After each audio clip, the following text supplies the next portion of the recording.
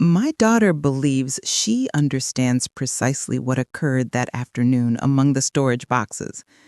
She assumes Gabriel simply dropped by to assist with some heavy lifting, lingered briefly, then departed before her shift ended.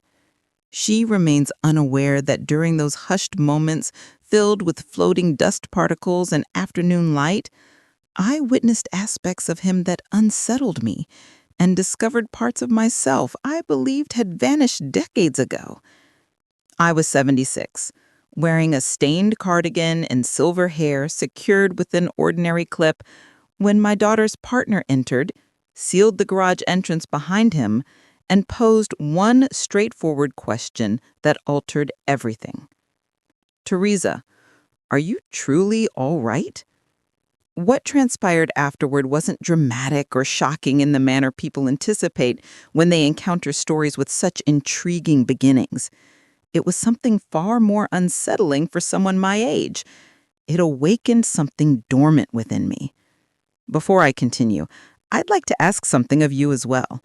While you're here, please share in the comments which city you're experiencing this from.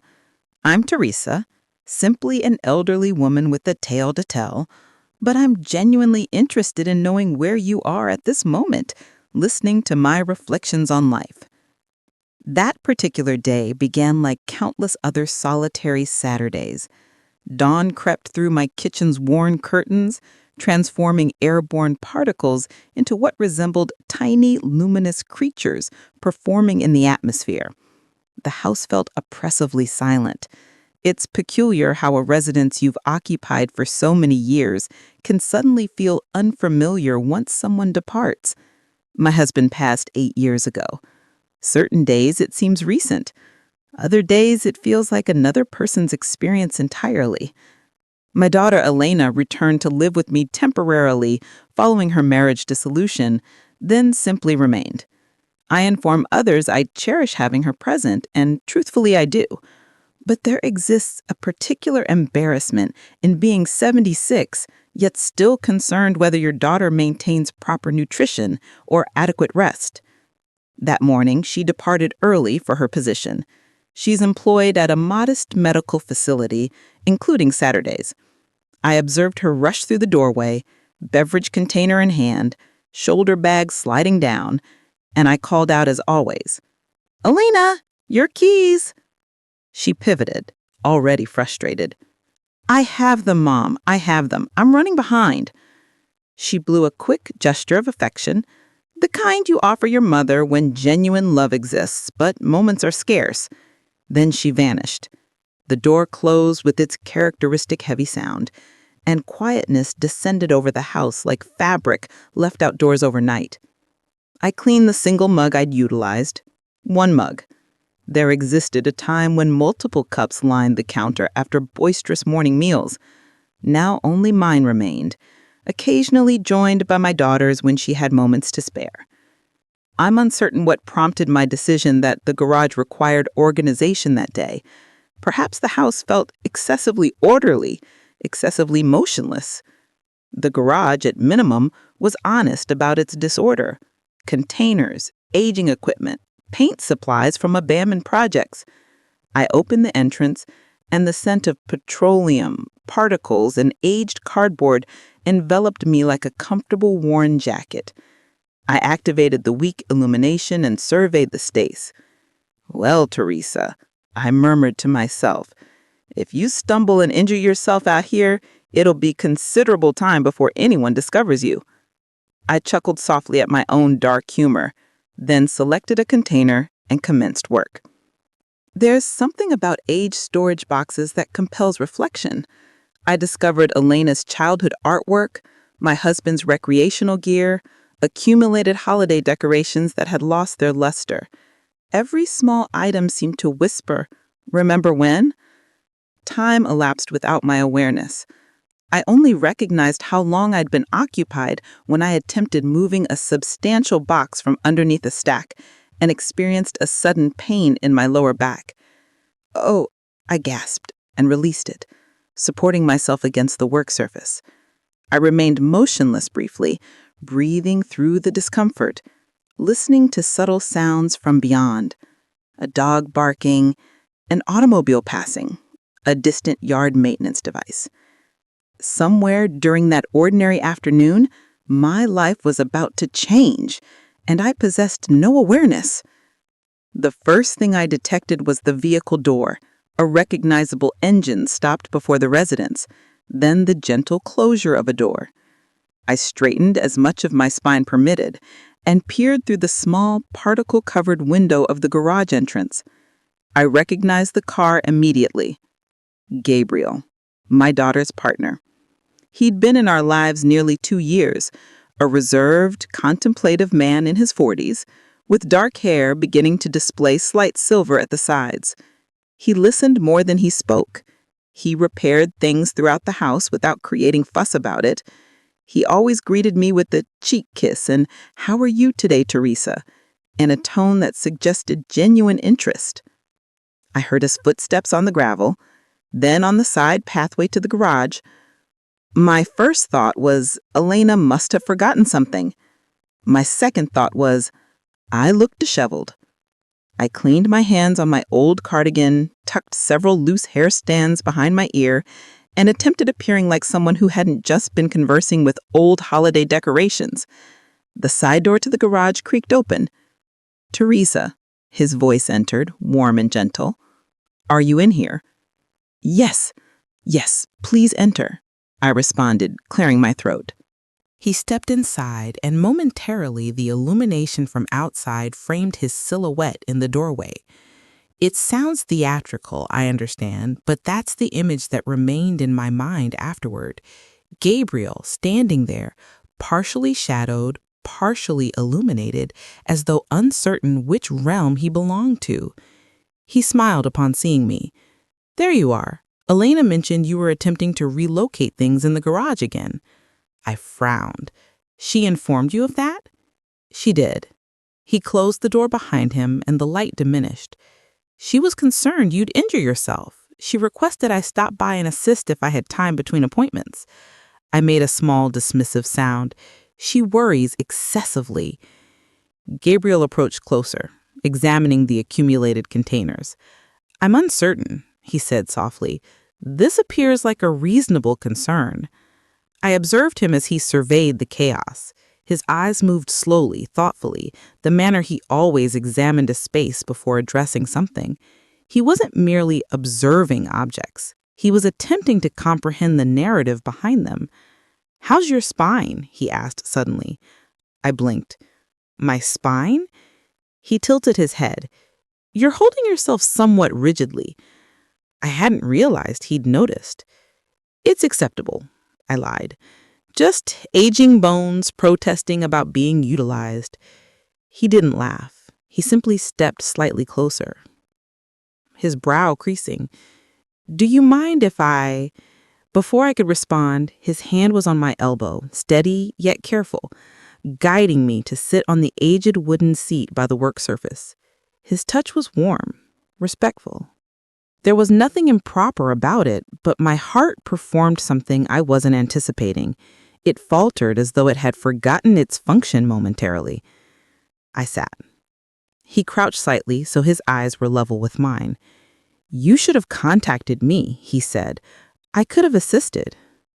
"I don't wish to inconvenience you. You have sufficient responsibilities. Employment, Elena, your own existence." He smiled, but there was something weary in it. "You're not an inconvenience." Silence settled between us, but it wasn't an uncomfortable one.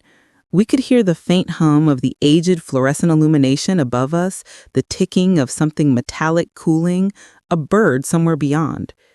"You're perspiring," he said softly. I snorted.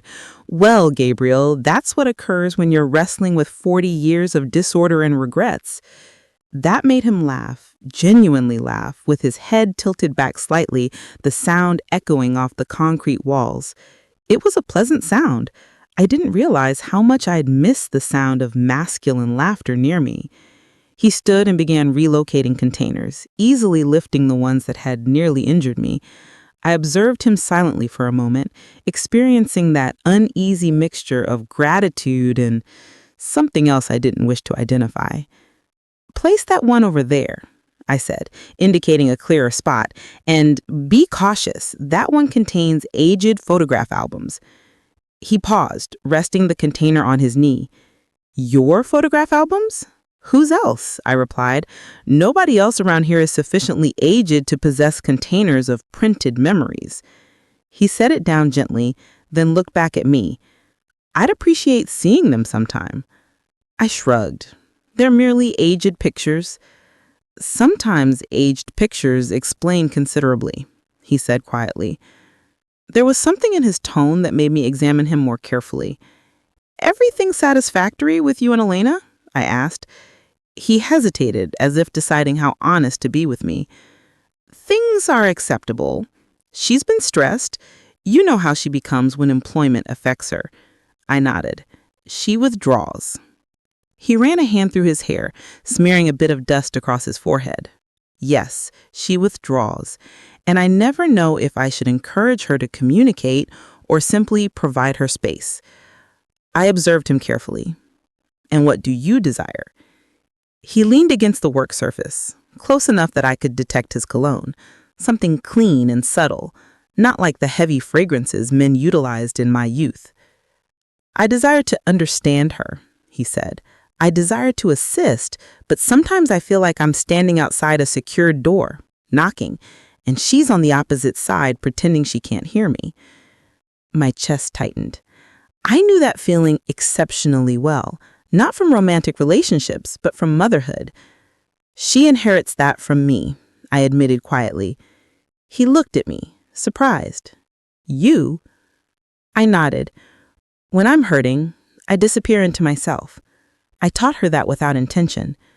My husband used to say I could build barriers faster than any builder in town. He smiled softly. He sounds like he was a quality man. He was, but I made him work excessively hard to reach me. He didn't say anything for a moment. Then, very gently, he asked, "And who reaches you now, Teresa?" It was such a simple question, but the manner he asked it, soft, careful, as though he already knew the answer, made my throat constrict. Nobody needs to, I began automatically. I'm acceptable. He looked directly into my eyes, and I realized then how rarely anyone genuinely does that with older women. Most people look past us or through us or at the things around us, not at us. Are you? He asked. Are you genuinely acceptable? I felt something fracture inside me. There in that particle-filled garage with the scent of petroleum and aged wood and the distant sound of a neighbor's yard equipment, I felt suddenly exposed. Not in any physical manner, but in the manner that matters more. I swallowed. I'm tired, I admitted.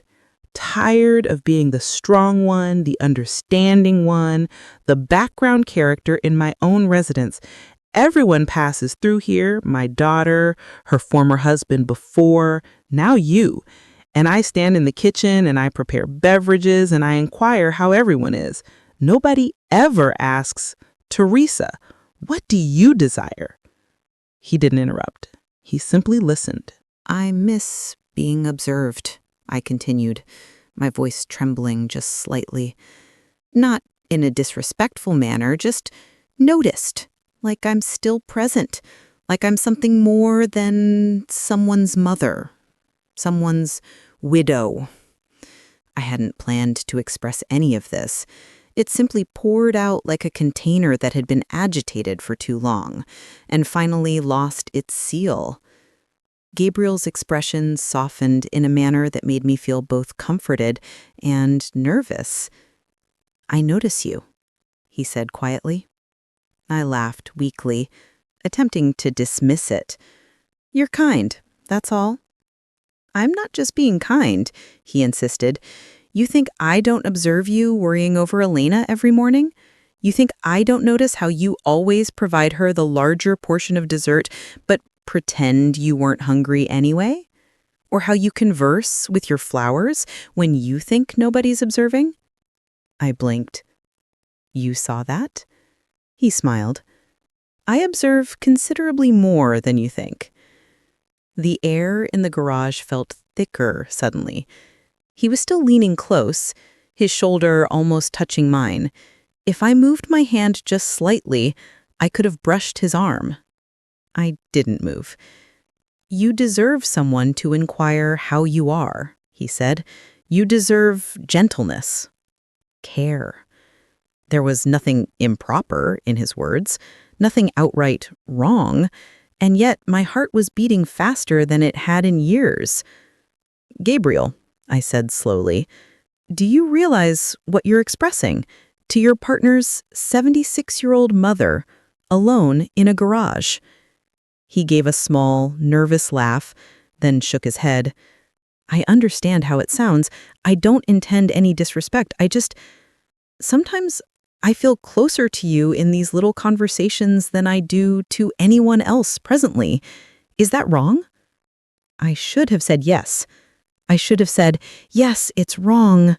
We need to be cautious." That would have been the simple, clear response. Instead, I told the truth. It's dangerous. That's what it is, for both of us." We fell silent again. He picked up a smaller container and relocated it without genuinely observing it. I observed his hands, the manner they moved with certainty, and I thought of how long it had been since anyone touched me in a manner that wasn't quick, practical, or clinical. He set the container down and turned back to me. "I would never do anything to harm Elena," he said almost defensively. "I understand," I replied, "and I wouldn't either." He took a slow breath. "Then what do we do with this?" He gestured vaguely between us as if the air itself was heavier. I hesitated. Then I did something that surprised even me.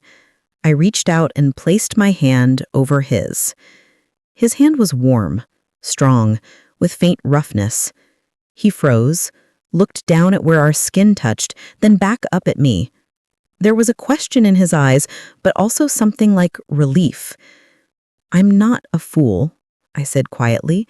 "I understand my age, I understand my position, I understand how this sounds, but for just one moment, Gabriel, let me experience what it's like when someone is holding my hand because they desire to, not because they're assisting me up the stairs." He didn't pull away. Instead, he shifted his hand, turning it so that our fingers could interlace more comfortably. It was such a small change, but it sent a wave of something electric through me, something I told myself I was too aged to experience. We remained like that for a moment that felt considerably longer than it probably was. Nothing occurred. Nobody rushed in. The world did not collapse. It was simply a man and an older woman holding hands in a garage full of memories. "Teresa," he whispered, "you're beautiful, you understand?" I almost snorted.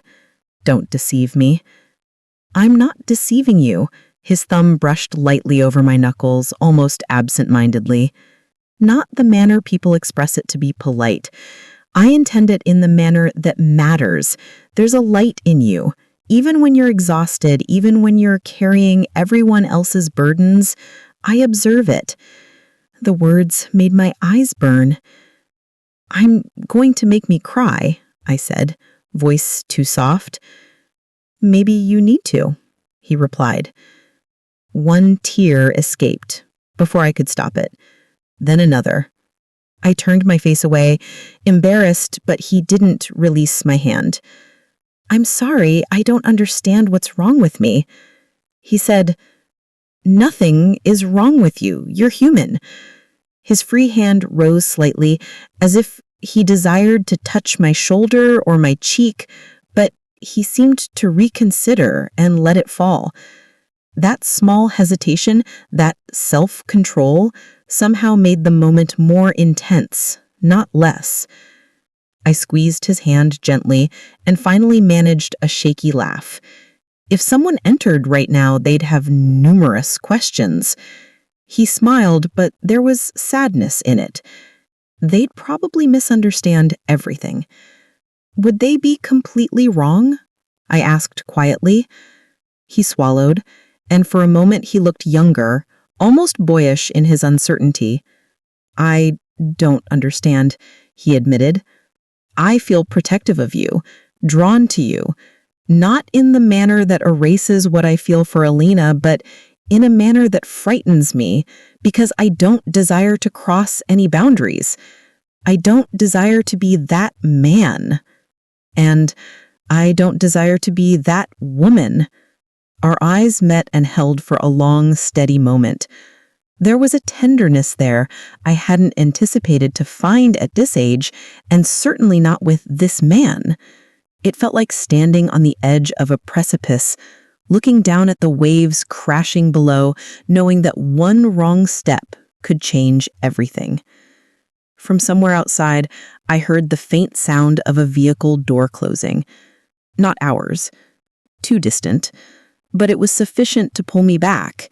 I carefully slipped my hand from his, even though part of me desired to hold on forever. I said we should finish these containers. We should, he agreed quietly.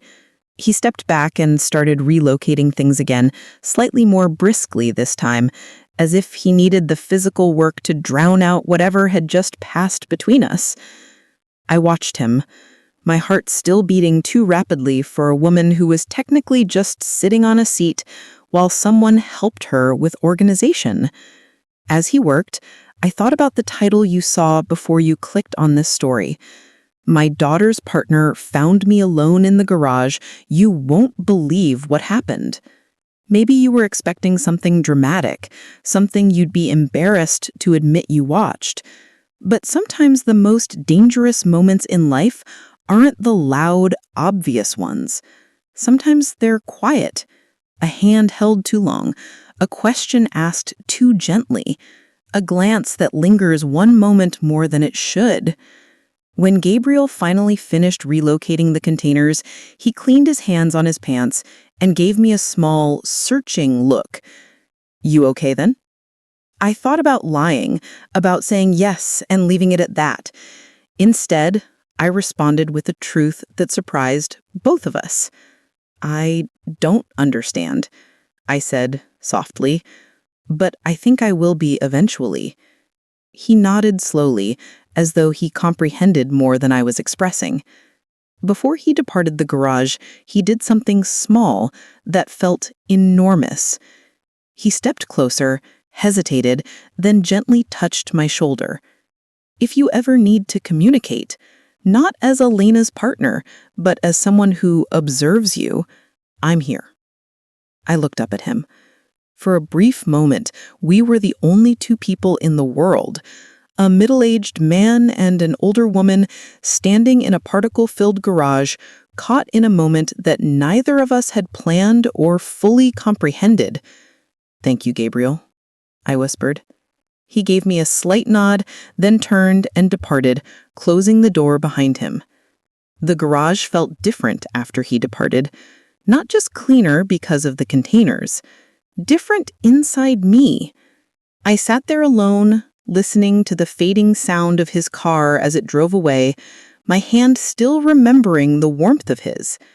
I had no awareness then that this was only the beginning, that what occurred next in this house, with my daughter, with Gabriel, with me, would make that quiet moment in the garage feel like the calm before a storm I never anticipated.